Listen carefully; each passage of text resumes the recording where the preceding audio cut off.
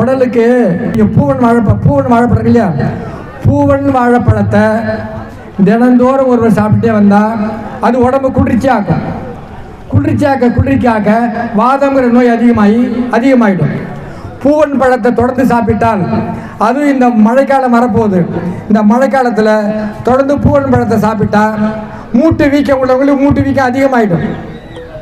உடம்பு குளிர்ச்சியாகி சளி கப நோய் அதிகமாகிடும். கப நோயையும் வாத நோயும் அதிகமாக்கிடும்.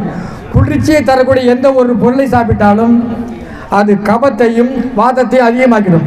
அதனால் உஷ்ணம் தரக்கூடிய உணவுகளை நம்ம சாப்பிடணும். இப்போ உஷ்ணம் சாப்பிட்டா உடம்பு உஷ்ணமாகும். அந்த காலத்தில் எள்ளு உருண்டை சாப்பிட்டாங்கல்ல, உடம்பை சூடேற்றும். இளைச்சவனுக்கு எள்ளுன்னு சொன்னாங்கல்ல, இளைச்சவனுக்கு எள்ளு, கொளுத்தவனுக்கு கொள்ளு.